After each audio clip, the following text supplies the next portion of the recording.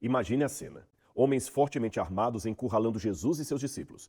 Enquanto Pedro decepava a orelha de um dos perseguidores e tantos seguidores de Jesus fugiam desesperados, uma figura, no mínimo curiosa e engraçada, é mencionada no Evangelho de Marcos. A Bíblia diz que um jovem que vestia apenas um lençol de linho fugiu deixando as vestes para trás, enquanto os soldados tentavam inutilmente prendê-lo. Afinal, quem era esse jovem? E por qual motivo essa história tão pitoresca está registrada apenas em Marcos e não nos demais evangelhos? Se você ainda não tinha reparado, cada um dos 4 evangelhos possui a sua própria particularidade.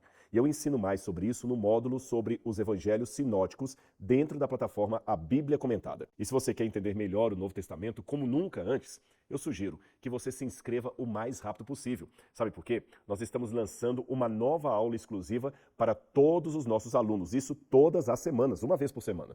Então abaixo você encontra o link do nosso site. É só clicar e saber mais informações. Eu aguardo você. Choca isso, né, Viviane? Não? Choca. A gente, quando está na periferia, a gente sabe o poder da igreja na periferia. Então, ela é muito presente, né? Ela é muito presente, ela é muito poderosa. E ela é muito poderosa no sentido da libertação espiritual também. Então, quando a gente fala que tem um traficante que se endividou com o tráfico, que se enrolou, que está condenado. O cara está condenado, foi para o tribunal do crime, o cara está condenado. Só quem consegue livrar ele dali é um pastor. É mesmo? Evangélico.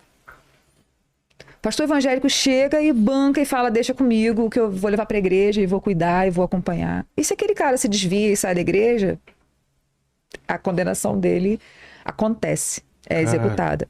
Então, quando a gente fala desse poder do pastor, muitas vezes a gente está falando de um líder do tráfico na favela que é um filho de uma dirigente do círculo de oração. Que é o filho de uma pastora, é o filho de um pastor, é um jovem desviado. Porque no caso do Peixão, ele é um pastor ordenado que se identifica como evangélico. Então ele não é um ex-pastor.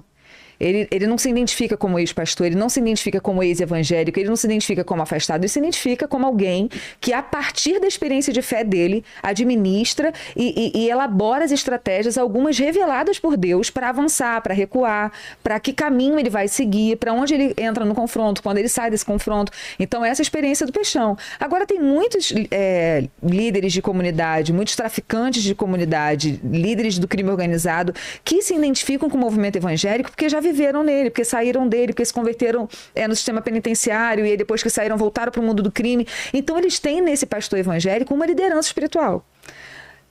Como que esses pastores lidam com isso? Aí depende. Eu estava falando com o Pimentel, a gente tem que ter muito cuidado para não ter resposta pronta para movimentos sociais. Movimentos sociais não têm respostas prontas. A gente fica tentando definir, então o pastor que está orando lá pelo fuzil é porque está recebendo o dinheiro dele. Não necessariamente. E eu não tenho um bispo, Viviane, na hierarquia que pode chamar-se pastor? Olha, isso está errado. A igreja evangélica não é a igreja católica, né? Não vai ter. Tem dono, a igreja tem dono, né? Tem muitas igrejas independentes e elas normalmente saem dos movimentos pentecostais. As igrejas independentes, elas saem dos movimentos pentecostais. São essas rixas entre pastores, ou o pastor que é ordenado e entende que Deus está chamando ele para um ministério independente. E aí o pentecostal fala abrir igreja mesmo, não fala plantar igreja, né? Ele abre a própria igreja, coloca uma placa lá, ministério, alguma coisa, e é o pastor dessa igreja. Quer dizer que porque ele fez isso, ele não vai ser um pastor sério? E ele é formado em quanto tempo, esse pastor, Viviane? Formado? Possivelmente não tenha sido formado. Porque no movimento pentecostal, a formação teológica não se dá, por exemplo, como acontece na igreja presbiteriana. Na igreja presbiteriana, tradicionalmente, pelo menos é como deveria ser com todos, alguns acabam não passando por esse processo, mas tradicionalmente vai para um seminário presbiteriano, fica no sistema de internato durante 4 anos, estudando teologia, e volta para a igreja, assume uma igreja e é sustentado por essa igreja. No movimento pentecostal, o pastor não vai ter esse suporte da igreja, e também não vai ter essa formação da igreja. Então ele mesmo planta a sua igreja, ele mesmo abre a igreja, ele normalmente abre no quintal de casa, ele abre na casa de uma irmãzinha que cedeu o terreno, ele abre na loja que de dia, loja de noite é a igreja, ele bota as cadeiras, pega uma caixa amplificada que ele compra com vaquinha entre os irmãos e pega o microfone e começa a pregar a palavra e ali mesmo começa uma igreja. Então onde que esse pastor fez teologia? Na vida. Onde que esse pastor se formou? Na vida. Isso quer dizer que não seja teologia? Não concordo. Vilela, isso é típico de um filme do João Salles, Santa Cruz, que é um documentário que fala do início de uma igreja evangélica pentecostal numa periferia do Rio de Janeiro, né? Assim, ela surge do nada e daqui a pouco ela se torna algo muito poderoso na região e às vezes o pastor não tem conhecimento necessário para... Sim, tem pastores que têm as suas formações. Eu mesma fui fazer teologia em 2013. 2013. E aí, na verdade, eu fui, saí e voltei, né, em 2013. Eu já tinha sido consagrada missionária, eu fui consagrada missionária há 19 anos. Então, assim, eu tinha sido consagrada missionária muito antes de eu começar a fazer teologia. Então, você, teoricamente, precisa ter uma formação, precisa ter uma formação básica, uma formação média, mas não necessariamente. Então, teoricamente sim, mas necessariamente não. Então, quando eu comecei a pregar na igreja, eu comecei a dar aula na escola bíblica dominical com 3 meses de batizada nas águas, que é o ato público que a gente declara que está se convertendo e aderindo, né? Não só declarando a fé, mas aderindo, sendo também ali parte da igreja local.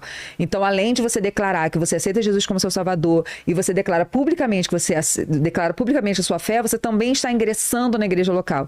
3 meses depois eu estava dando aula na escola dominical sobre Apocalipse. E Vilela, eu falei várias besteiras, com certeza. Óbvio, eu não sei nem, até hoje eu não sei, então... Era essa a minha preocupação, e porque eu vi um fenômeno chamado Hamas. Eu tive na faixa de Gaza, eu tive em Gaza antes da intifada, né? Antes da eleição, antes do Fatah perder a eleição, em 2006. E eu sempre, eu tenho medo da arma de fogo, do fuzil aliado ao fundamentalismo religioso. Perigosíssimo. Eu tinha um grande medo, assim, poucos inquéritos policiais, poucos, tá? Mas a Polícia Civil do Rio de Janeiro investigou algum tipo de violência contra praticantes de cultos africanos, né? E mandar fechar templo, mandar fechar e proibir o tambor, né? E eu escutei um caso único de um muçulmano também orando. Um caso único. E que ele foi orar numa comunidade, não do TCP, do CV. Estamos falando de 2 facções. Terceiro Comando, que é a facção menor, e o CV. Porque no CV também tem traficante evangélico também, né? No Sim, Comando e católico, né? Tem católico também. E um bandista. Então, assim, quando a gente pensa no tráfico com fuzil e com uma informação religiosa mal oferecida, sem um pastor formado, né? Olha o meu preconceito, né? Sem uma informação mais refinada. Eu tenho medo do que isso possa virar nos próximos anos. Eu compartilhei na semana passada com os meus seguidores a Igreja Católica fechada na área do Peixão. Eu não conheço o traficante Peixão pessoalmente. Ele é novo, eu saí da polícia já há 20 anos, então nunca esbarrei com ele em operação policial. Aliás, ele nunca foi preso pela polícia. Mas a possibilidade de um traficante do Rio de Janeiro, do Terceiro Comando, proibir quermesses, proibir missa no domingo, me assombra, sabe? Eu acho que deveria despertar a atenção de todo mundo. O que está acontecendo aí? Será que eles estão proibindo... O tamanho do controle, né? Será que eles estão proibindo a fé católica agora? Assim, não satisfeitos em vender maconha e cocaína? Será que eles querem proibir a fé católica? Mas a Viviane eles já explicou isso. interferiram em terreiros, por exemplo? Muitos. Muitos. A entrada dele, a tomada da Cidade Alta é marcada pela expulsão, destruição de casas de Umbanda e Candomblé. Não só na Cidade Alta. Era de religião africana, a mãe dele? Mas disse que ela converteu-se. Converteu? Depois, e a família se tornou evangélica, e ele também é evangélico a partir dessa família evangélica.